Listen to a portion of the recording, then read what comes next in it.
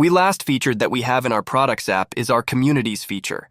This is super useful for users who want to have a place where they can share their interests with other people or their customers. To create a community, you would just click on Create and fill out the form. Just give it a name, choose its domain. Here you can customize the URL path for your community. And then at the bottom, we have automatic post approval. What this is enabled, the members of your community will be able to publish posts without approval from the community's administrator. If it's disabled, then in order for a member to publish a post, it must first be approved by the administrator. Once you decide on that, just click on Save and your community will be created. Here's a link to the community if you wanted to copy and share it, maybe in an email or in your social media platforms. You can just click here and it will be copied to your clipboard. Now let's see how things look inside our communities. The first thing that we'll see is our home page, and here in the middle section is where you would see all of the published posts. A view or the account administrator wanted to add new members to this community. You would just have to click on the Members tab and then click on Invite New Members. This pop-up offers two options. The first one is writing the email of the person we want to invite and clicking Invite. By doing this, the person we invited will receive an email with the link to join the community, and by clicking on this link, they will be granted access to the community and will be able to start posting on it. And then the second one is to click on Copy Invitation Link and share the link manually. Then after adding your members, you should create topics, or even before adding your members.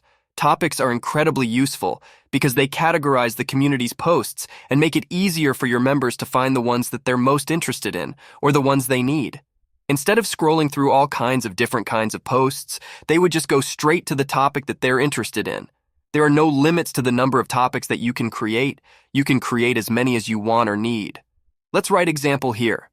And then the URL path will be automatically filled with the exact same topic name, but you can customize it as well. Moving on to the Settings tab of our community. Here we can edit the name of the community and the URL path, and we can even add a cover image. Just select the image you want, make sure it fits the right size. I'm just choosing this one for the purposes of the example. And then we can also choose the community type.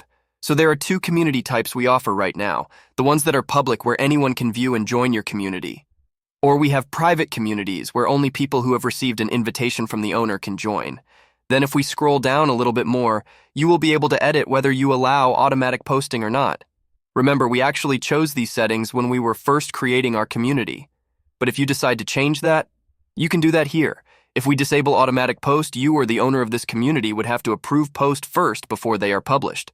And that takes us to the last tab that we have right here, which is the Pending Post tab.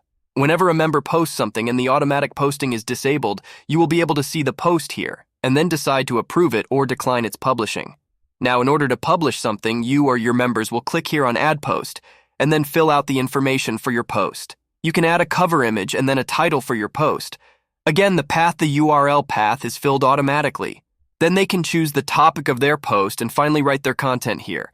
For the content, you can use emojis and also upload images, then just click on Add Post, and depending on the publishing settings, it will be published automatically or it will be pending approval. Now let's look at the post. Here, you'll be able to see who created the post and of course its content. And if you look closely to the right of the post, there's a 3-dot menu, and here you're going to see two options. As creator of this post, you can either delete it or update it. If you want to make any changes to it, just click on the one you need and then confirm. As I mentioned before, access to the community can be given by the administrator by inviting members either with their email or manually sharing the link. But access to the community can also be sold as a resource in our funnels, so let's go to one of our funnels to see how that's done. In order to sell access to your community, just go to your funnels order form, click on Digital Product, and then in the resources, click on Community Access, and then choose the community that you want to give access to from the list. And finally, just save it. This means that if someone buys from this order form, they will get access to the community we just created. For example, let's say we are selling a course in this order form. That means when someone buys the course or enrolls in the course, they will also gain access to the course community. Or you can just sell it by itself.